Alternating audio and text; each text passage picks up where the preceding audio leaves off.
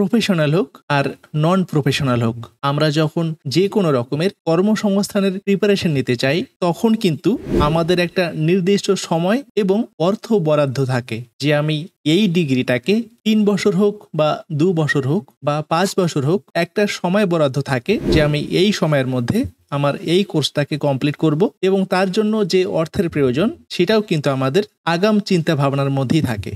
কিন্তু সেই কোর্স বা ডিগ্রি করার পর সেখানেও সফলতা এবং অসফলতা আছে। কিন্তু আমরা যখন শেয়ার বাজারে ট্রেড বা বিজনেস করার জন্য আসি, এখানে আগাম কোনো কোর্স করার চিন্তা ভাবনা সাধারণত আমাদের কারোরই থাকে না। আর অর্থটাকে তো ছেড়িয়ে দিন, শেয়ার বাজারে যখন প্রথম ভালোই প্রফিট জেনারেট করতে পারি তখন আমাদের মনে হতে থাকে এটাই আমার একমাত্র প্রফেশন, এখান থেকেই আমার মান্থলি বা উইকলি এক্সপেন্সেস বের করে নিতে পারবো। কিন্তু সময়ের সাথে সাথেই যখন আমরা লস করতে থাকি সেখান থেকেই প্রবলেমটা শুরু। মানে যখন থেকে আমরা লস করা শুরু করলাম তখন থেকেই অল্প অল্প একটু করে শেখার চেষ্টা করতে থাকি। কিন্তু যদি শেয়ার বাজার সম্বন্ধে আমরা যদি আগাম শিখে আসি সেক্ষেত্রে হয়তো ব্যাপারটা একটু আলাদা হবে। আর তাছাড়া কি বলুন তো, শেখার কোনো শেষ নেই। শেয়ার বাজার সম্বন্ধে শেখার কোনো দিনও শেষও হবে না। কিন্তু তারপরেও শেয়ার বাজার সম্বন্ধে আমাদের কাছে যদি বেসিক নলেজটা আগে থেকেই থাকে সেক্ষেত্রে পরবর্তীকালে সমস্যাগুলোকে কাটিয়ে ওঠার মতো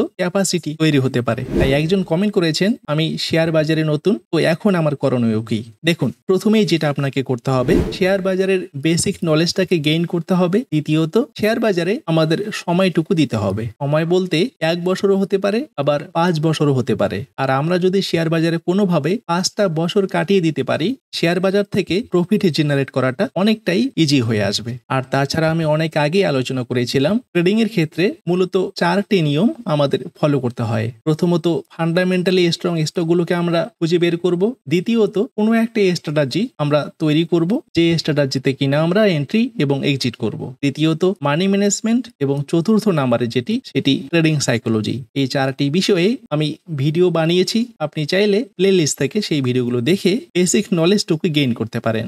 তো নমস্কার, আমি মুকেশ, আবারও একটি নতুন ভিডিওতে আপনাকে স্বাগত। আপনি যদি আমাদের এই চ্যানেলে নতুন হয়ে থাকেন, প্রত্যেকদিন শেয়ার বাজার রিলেটেড ভিডিও পাওয়ার জন্য চ্যানেলটিকে সাবস্ক্রাইব করে পাশের বেল আইকনে ক্লিক করে রাখবেন। তো এখানে পর 4 দিন ধরে নিফটি রেড কালারের ক্যান্ডেলে তৈরি করে যাচ্ছে। আজকে যেমন গ্যাপ আপ ওপেন হয়ে ক্লোজিং দিয়েছে নিচেই, মানে এখানে নিফটির সম্পূর্ণ উইকনেস পরিষ্কার, কিন্তু নিফটি আবার নিচে আসছে না। আর এর থেকে পরিষ্কার যে নিফটি উপরেই যাবে, কিন্তু আমরা হয়তো এন্ট্রি করার সুযোগ পাবো না। তাই আমাদের এখন শুধু ওয়েট করার, মার্কেট নিচে না আসা পর্যন্ত আমরা হয়তো এন্ট্রি করারই সুযোগ পাবো না। আর এখন শুধু সেটারই অপেক্ষা। 28 মে আমি এই স্টকটিকে নিয়ে আলোচনা করেছিলাম। এটি এমসুমির টেকনিক্যাল চার্ট, এখানে টাইম ফ্রেম ডেইলি। আমরা এন্ট্রি করেছিলাম 29 মে। 29 মে এখানে এন্ট্রি করার পর এখানে দেখুন স্টকটি কিন্তু গ্যাপ আপ ওপেন হয়ে ক্লোজিং দিয়েছে নিচেই। এখানে দেখুন 3 জুন এটি এক্সিট পোলের রিপোর্ট অনুযায়ী ক্যান্ডেলটি তৈরি হয়েছিল এবং তারপর রেজাল্টের দিন এই ক্যান্ডেলটি তৈরি হয়েছিল। আর আজকেই স্টকটি এখানে 5% ফিল করে দিল। তো এখানে 29 মে থেকে আজকে স্টকটি টোটাল 10% গেছিল, কিন্তু আমাদের টার্গেট ছিল অনলি 5%। তাই 5%এই আমরা এক্সিট করলাম। আর এখানে সময় নিল 11 দিন, মাঝখানে হলিডে সহ এখানে 2 উইকেই স্টকটি 10% আপ মুভ দিয়েছে। আর যদি আপনি সেই ভিডিওটি দেখে থাকেন, আপনারও নিশ্চয়ই এই স্টকটি থেকে টার্গেটটি হিট করে দিয়েছে।